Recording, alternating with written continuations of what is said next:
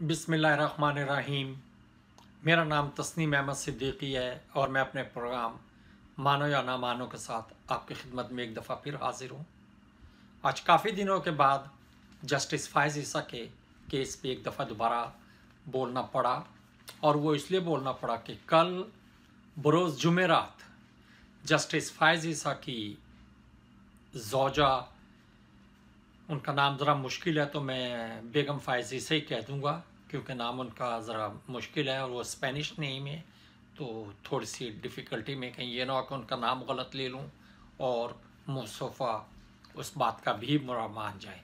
बहरहाल बेगम फायज़ ईसा FBI इस्लामाबाद में appear हुई और उन्होंने अपने ऊपर लगाए गए इल्ज़ामात के जवाब में अपनी टैक्स रिटर्न, अपनी मनी ट्रेल और एक तफसीली दरख्वास्त भी जमा कराई, जिस पे कि FBI ने काम शुरू कर दिया। उनसे सवाल इब्तदाई तौर पे सवालात भी हुए जो कि FBI के ग्रेड 20 के ऑफिसर जुल्फ़कार अहमद साहब ने किए। बहरहाल ये तो एक चीज़ है जिसके बारे में कि सुप्रीम कोर्ट ने हुक्म दिया था, तो जुल्फ़कार अहमद साहब ने वही किया जिसके बारे में कि उन्हें हिदायत दी गई थी। लेकिन तफसीली ख़त में बेगम फायज़ ईसा ने तफसीली दरख्वास्त में, बल्कि कह दें तो बेहतर होगा, ख़त तो नहीं उसे कह सकते, तफसीली दरख्वास्त में बेगम फायज़ ईसा ने चंद सवालात उठाए। उसमें से एक सवाल तो उनके भोलेपन पे था कि ये मनी ट्रेल होती क्या है, मुझे ये बताया जाए कि मनी ट्रेल क्या होती है। दूसरा सवाल उन्होंने ये उठाया कि उनकी बग़ैर मर्जी कराची FBI के ऑफिस से उनका रिकॉर्ड इस्लामाबाद क्यों मुंतकिल किया गया। तीसरा सवाल उन्होंने ये उठाया कि उनसे तो उनकी जायदाद के बारे में पूछा जा रहा है, जबकि इमरान खान से उसकी जायदाद के बारे में नहीं पूछा जाता, इमरान खान से मनी ट्रेल नहीं ली जाती, इमरान खान से ये क्यों नहीं किया जाता, इमरान खान से ये क्यों नहीं किया जाता।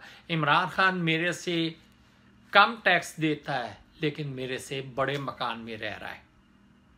जी हाँ, ये वो चंद बुनियादी सवाल थे जो कि बेगम फायज़ ईसा ने, मैंने आपको पहले कहा कि मैं उनका नाम ज़रा मुश्किल है और स्पेनिश है, तो मैं कहीं गलत ना ले लूँ, तो मैं उनका नाम नहीं ले रहा, इसलिए बेगम फायज़ ईसा कह रहा हूँ। तो उन्होंने ये बुनियादी सवाल भी किए और कुछ उन्होंने वजूहात भी बताई कि उन्हें अपना बैंक रिकॉर्ड लेने में क्यों मसला है, क्योंकि बैंक वाले 10 साल से पुराना रिकॉर्ड नहीं रखते। बेगम फायज़ ईसा, आपने दो जायदाद 2013 और 14 के दरमियान में ख़रीदी थी जिनका कि आपके पास रिकॉर्ड होना चाहिए, क्योंकि अगर 2013 और 14 को लिया जाए तो 2023 और 24 में 10 साल होते हैं। और आपको ये भी बताता चलूँ कि इमरान खान की जब जायदाद का मसला हुआ था पैदा, जब उससे मनी ट्रेल मांगी थी, तो जमाइमा खान, जो कि उस वक्त जमाइमा खान कहलाती थी और अब अपने आप को जमाइमा स्मिथ कहलाती है, उसने 20 साल पुरानी भी मनी ट्रेल्स इमरान खान को प्रोवाइड की थी, जो कि इमरान खान ने सुप्रीम कोर्ट में जमा कराई और जिसके बाद इमरान खान को क्लीन चिट मिली थी। जी हाँ, ये क्लीन चिट सुप्रीम कोर्ट ने दी थी। इमरान खान ने 20 साल पुरानी और इससे भी ज़्यादा पुरानी मनी ट्रेल्स और बैंक रिसीट्स सब कुछ जमा कराया था। एक दूसरा केस ये है कि आपका मुकाबला इमरान खान से नहीं है, आप कानून के मुताबिक आपसे सवालात किए जा रहे हैं। आपके शौहर तो सुप्रीम कोर्ट में जज हैं, आप जस्टिस साहब से ही पूछ लें कि जब केस आता है तो उसमें ये नहीं कहा जाता कि जनाब उसने भी तो कत्ल किया था, तो जनाब मैंने भी कत्ल कर दिया, जनाब वो भी तो डाका डाल रहा था, तो जनाब मैंने भी डाका डाल लिया। उसके डाका डालने पे उससे क्यों नहीं पूछा, मेरे से क्यों पूछा जा रहा है? उसके कत्ल करने पे उससे क्यों नहीं पूछा, मेरे से क्यों पूछा जा रहा है? बात यह है कि वो जो उस है ना, उसका जवाब वो ही देगा। आप मेरा जवाब दें कि आपसे जो पूछा जा रहा है, मेरे से जो पूछा जा रहा है मुराद बेगम फायजी साहब, आप उनका जवाब दें। आप इल्ज़ामात बराए इल्ज़ामात ना करें। इमरान की आमदनी आपसे कम है, इमरान का मकान आपसे बड़ा है। इमरान का मकान इस्लामाबाद के मज़ाफ़ात में है, मारगला में है। आपकी जायदाद लंदन में है। एक दूसरे, आपने कहा कि आप अमेरिकन स्कूल कराची में मुलाजमत करती थी और मुलाजमत का अरसा जो आपने बताया है वो 1982 से 2004 तक का है। यानी वो अरसा है जिसमें कि आपने जायदाद नहीं खरीदी थी। जायदाद पहली आपने खरीदी है 2004 में, और 2004 में जो पौंड का रेट मैंने रिसर्च किया तो वो पता चला कि 108 रुपए का एक पौंड मिलता था। पहली जायदाद आपने खरीदी 2,36,000 पौंड की, जो पाकिस्तानी रुपए में बनते हैं 2,54,88,000 रुपए पाकिस्तानी रुपए। और अगर इसे 2,36,000 से तकसीम करें तो जवाब आता है कि पौंड का रेट 108 रुपए है। और ये वो है जब आप मुलाजमत कर रही थी, फिर आपने मुलाजमत छोड़ दी। सबसे पहले तो आपसे ये भी पूछना चाहिए कि आपका हाईएस्ट लेवल ऑफ एजुकेशन क्या है, और आखिर आप में वो कौन सी खसूसियात थी जिसकी वजह से आपको अमेरिकन स्कूल कराची में मुलाजिम रखा गया, और आपको तनख्वाह किस मेयार की दी गई, प्रिंसिपल के मेयार की दी गई या जिस भी मेयार की दी गई। अमेरिकन स्कूल में तो वैसे हर बड़े आदमी की बीवी को मुलाजिम रख लिया जाता है, अमेरिकन स्कूल में तो चौधरी निसार की बीवी भी मुलाजिम रही है। बहरहाल ये बात मैंने वैसे ही कर दी है। चौधरी निसार का आपके केस से कोई ताल्लुक नहीं। कल को आप ये कहें जी चौधरी निसार की बीवी से क्यों नहीं पूछा गया, तो चौधरी निसार का इस केस से ताल्लुक नहीं है। फिर आपने दूसरी जायदाद खरीदी 2013 में, और वो आपने खरीदी 2,45,000 पौंड की। उस वक्त इन्फ्लेशन वगैरह सब कुछ शुरू हो गया था, तो आप वो जायदाद बन रही थी 152 रुपए बराबर है एक पौंड के। और तीसरी जायदाद जब आपने खरीदी तो वो आपने 2,70,000 की खरीदी, जिसके लिए पौंड का रेट बन रहा था 169 169 rupees were is equal to 1 pound, 1 British pound. लेकिन 2013 और 2014 में मेरा ख्याल है कि आप मुलाजमत नहीं कर रही थी, क्योंकि ये आपका स्टेटमेंट है कि आपने 1982 से 2004 तक मुलाजमत की। एक इसके बाद आपने एक और सवाल किया कि आप सवाल नहीं किया, आपने अपने जवाब में लिखा कि आपको आपके वकील ने ये कहा था कि ज़रई अराजी पे टैक्स नहीं होता।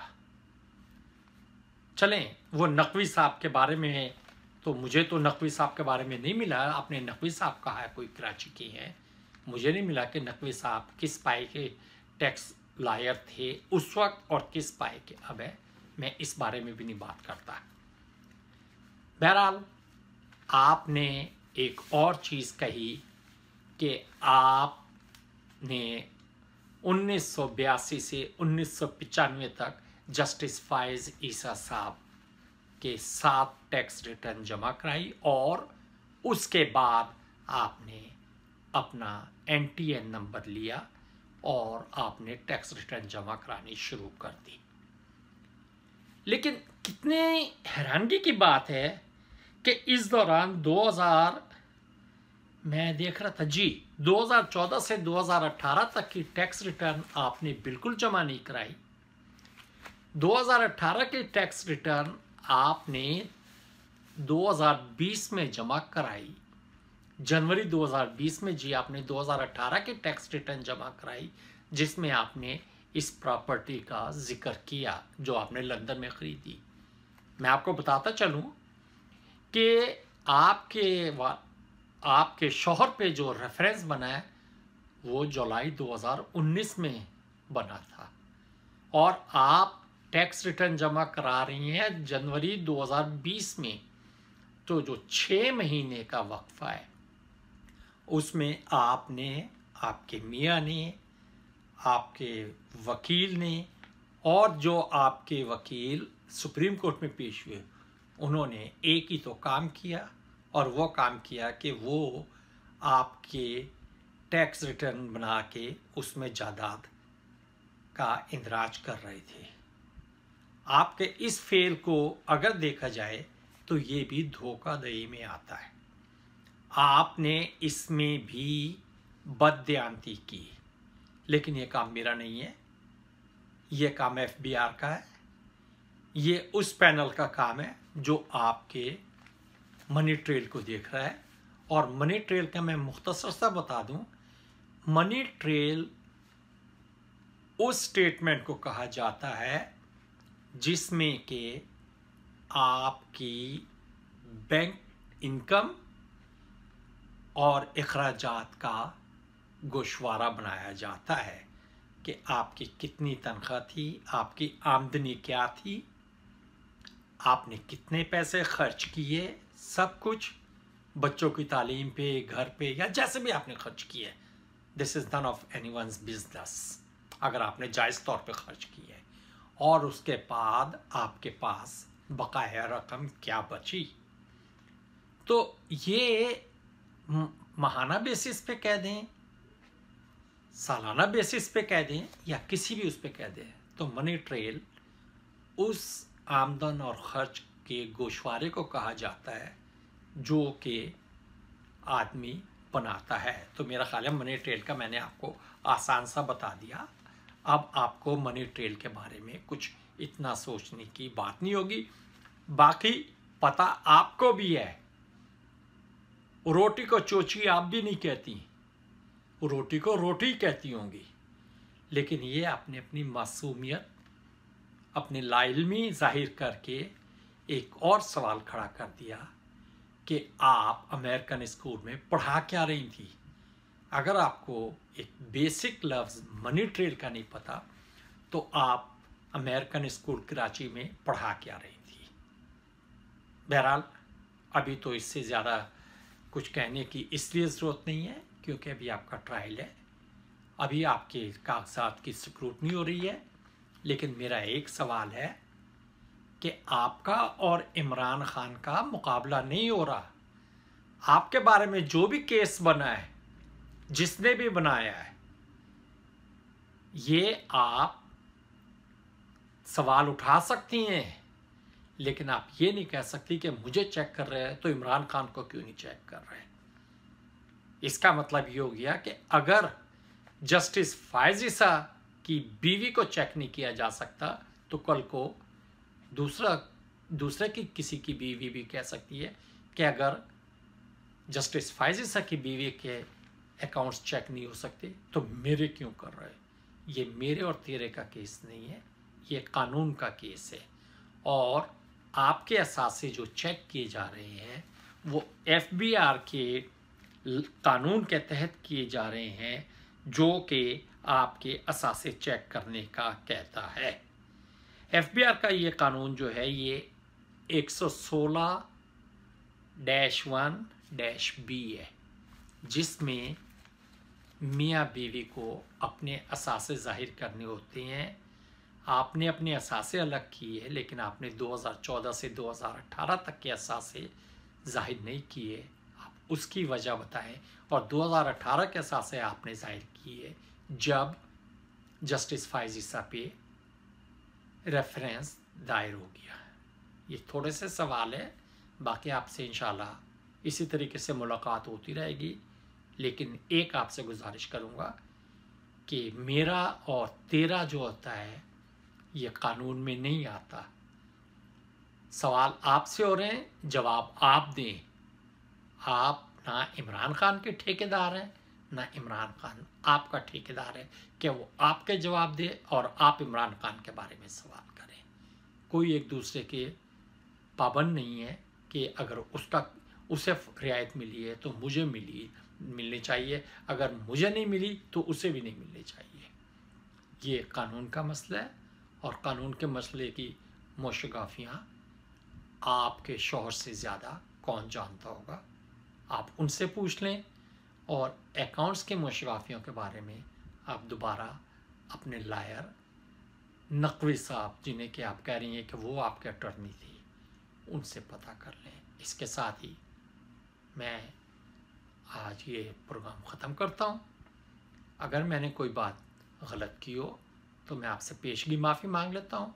आप खातून हैं, आपकी इज़्ज़त सबके लिए है।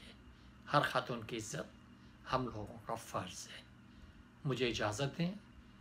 अल्लाह हाफिज़। पाकिस्तान जिंदाबाद।